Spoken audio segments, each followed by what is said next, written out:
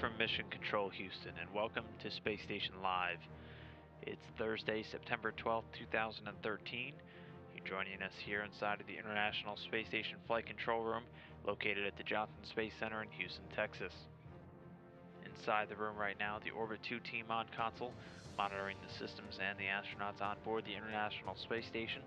They're being led today by Flight Director Mike Lammers there on the right in the blue. And then speaking to him right now is today's Capcom, David St. Jacques, serving as the communication link between all of our teams down here on the ground and the astronauts up in space. Those astronauts right now, the crew of Expedition 37, in the very early stages of their expedition, since three previous crew members just departed earlier this week.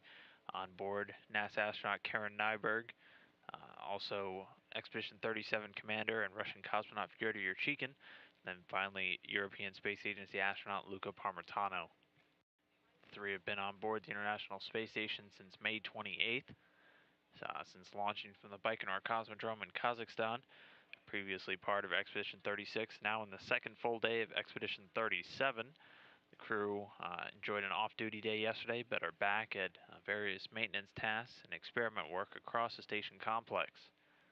Starting off with current Expedition 37 commander Fyodor Yurchikhin, who's spending all of his time over in the Russian segment today. On the task list for him is some maintenance on the Russian Electron system, which is one of two systems on board the station responsible for generating breathable oxygen for the astronauts and cosmonauts on board. He'll also be doing some work with a number of experiments, doing some startup work on a few.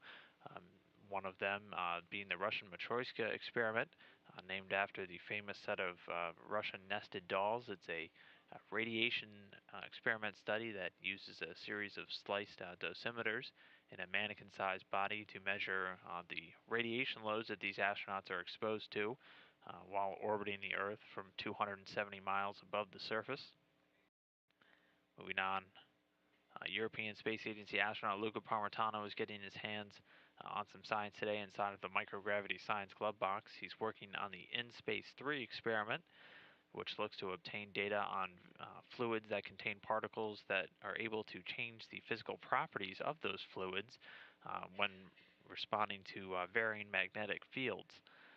On Earth, such materials that respond this way are typically used for vibration dampening systems that can be turned on and off. This type of technology has a lot of promise down here on Earth to improve the ability to design structures, namely things like bridges and buildings, to better withstand earthquake forces. So while this taking place on a very small scale on board the International Space Station has the implication for some very far-reaching effects down here on Earth.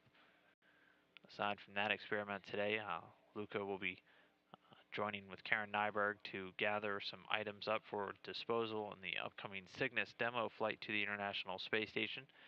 That Cygnus vehicle is scheduled to launch under a week away from today on September 17th and dock with the station on September 22nd. Will be the first demonstration flight of the Orbital Sciences vehicle resupplying the International Space Station. You can see a photo of that vehicle here.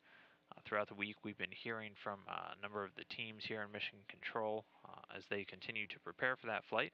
We'll be hearing from one later this morning. And then meanwhile, on board the station, the third and final crew member, NASA astronaut Karen Nyberg, has been tasked with some routine maintenance necessary for these crews on board the International Space Station.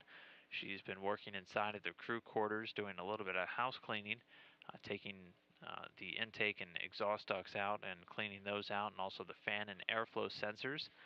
May seem kind of mundane, but those devices on board the station very critical for the health and safety of these astronauts to maintain a breathable atmosphere, moving expelled gas like carbon dioxide away from the astronauts inside the cabin, as that microgravity environment presents a very unique challenge to maintaining a breathable atmosphere.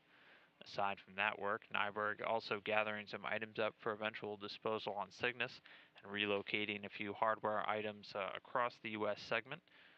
But again, this just the second full day of Expedition 37, as the crew continues to throw themselves back into a lot of science work and maintenance work on board the International Space Station.